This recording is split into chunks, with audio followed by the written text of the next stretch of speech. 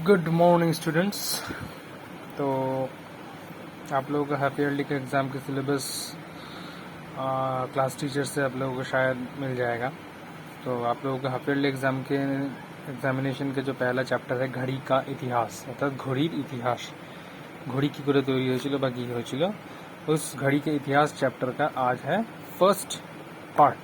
ठीक है, तो दिख रहा है सब लोग को घड़ी का इतिहास, history of watch the clock. घड़ी शब्द हमें सबके लिए बहुत जाना पहचाना है, लेकिन ज़रा सोचिए कि तब इसकी खोज नहीं हुई थी। घड़ी শব্দটা আমাদের খুবই জানা পরিচিত, তাহলে জানো তোমরা, কিন্তু এর খোঁজ এর আগে কিন্তু হয়নি। तब लोग समय के अंदाज़ा कैसे लगाते थे, তখন মানুষ কি করে সময় বুঝতে পারতো। कहा जाता है कि प्राचीन काल में लोग सूर्य की गति देखकर समय का अंदाजा लगाते थे। प्राचीन कथा अनुযায়ী আগেকার দিনে মানুষরা সূর্যের গতিবিধি অর্থাৎ সূর্য পূর্ব দিকে পশ্চিম দিকে যায়, এটা হতে ঘন্টার প্রায় 24 ঘন্টা সময় যে পিরিয়ডটা আছে সেই পিরিয়ডটাকে দেখে তারা আন্দাজে সময়ের অনুমান করত। उस समय समुद्र जहाज पर यात्रा करने वाले व्यापारी भी सूर्य की रोशनी देखकर समय का पता लगा लेते थे। ওই সময় নৌকো সমুদ্রের যে নৌকো জাহাজগুলো ছিল তার নাবিকেরা সূর্যের অবস্থান দেখেই কিন্তু তারা সময়ের আন্দাজ করতে পারত। दुनिया की सबसे पहली धूप घड़ी मिस्र में बनाया गया था, लेकिन ये घड़ी केवल सूर्य की रोशनी में ही समय बता सकता था। सब থেকে প্রথমে ধূপঘড়ি মিশ্রণে এই যে सबसे पहली ধূপঘড়ি মিশ্রণে ঘড়ি বানিয়েছিল, যেটা সূর্যের আলোতে চলতো বা সময় বলতো। सूर्यास्त के बाद का समय बताने के लिए यह अनुपयोगी था, কিন্তু সূর্য ডুবে যাওয়ার পর সময় কিন্তু সে বলতে পারতো না। सच यही कहा गया है कि आवश्यकता है अनाविष्कार की जननी, आविष्कार की जननी है। ये कहा गया है कि आवश्यकता ही आविष्कार की जननी है, तो प्रयोजन होले कोनो किछुर आविष्कार किन्तु हय। मनुष्य इसी का आवश्यकता से सालों हवी शताब्दी में जल घड़ा का आविष्कार हुआ। এই অপেক্ষায় ধৈর্য নিয়ে মানুষের জল ঘোড়ার আবিষ্কার হলো প্রায় কয়েক যুগ ধরে। ये सबसे पहले मिस्र के बेबीलोन में बनाई गई। এটা मिस्र এটা बेबीलोने বানিয়েছিলেন। इसमें किसी बड़े बर्तन की सूर्योदय होती है, पानी भर दिया जाता है।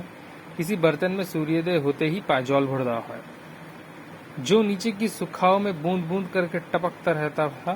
परंतु इस घड़ी में भी सुखाव की छोटा ही बड़ा होने से समय अंतर बढ़ा जाता था। अर्थात যেই জলের যেই যে ফোঁটাটা পড়ছে সেই ফোঁটাটার উপরেই কিন্তু মূলত সময়টা নির্ভর করত।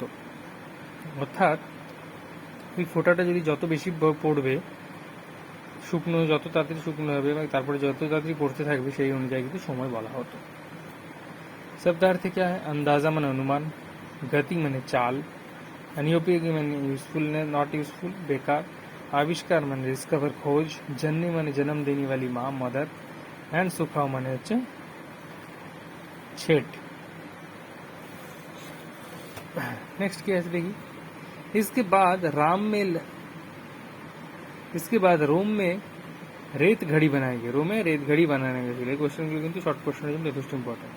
ये घड़ी डमरू के आकार की, যার চেহারাটা ছিল অনেকটা ডমরুর মতো দেখতে, শিবের ডমরু। इसके आलाप मोमबत्ती की जलने, रस्सी की सुलगने और लेप में तेल खत्म होने के आधार पर ही घड़ियाँ बनाई गई। অর্থাৎ মোমবাতি বা প্রদীপ প্রভৃতি দিয়ে কিন্তু এই ঘড়িটা বানানো হয়েছিল এবং যেটা সন্ধ্যের পরে কিন্তু অনেক কাজে লাগতো। इस प्रकार घड़ियाँ तो कई प्रकार की बनती रही, परंतु सभी समय बताने से असमर्थ रहते। सभी समय बोलते किंतु कोनो घड़ी पारतो ना ठीक ठाक समय।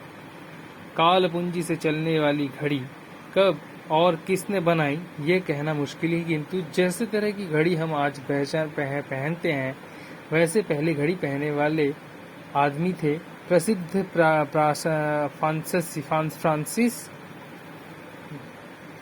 फ्रांसिस क्या नाम है, गणितज्ञ फ्रांसिस गणितज्ञ और दार्शनिक ব্লেজ পাস্কেল, অর্থাৎ প্রথম আমরা আজকের দিনে যে ঘড়ি হাতে পড়ে ঘুরে বেড়াই বা দেওয়ালে লাগাই, সেই ঘড়ি প্রথম আবিষ্কার করেছিলেন কিন্তু প্রসিদ্ধ ফ্রান্সের বিশ্ববিখ্যাত অঙ্কবিদ বা अंकेर गणितज्ञ एवं दार्शनिक ब्लेज पास्कल।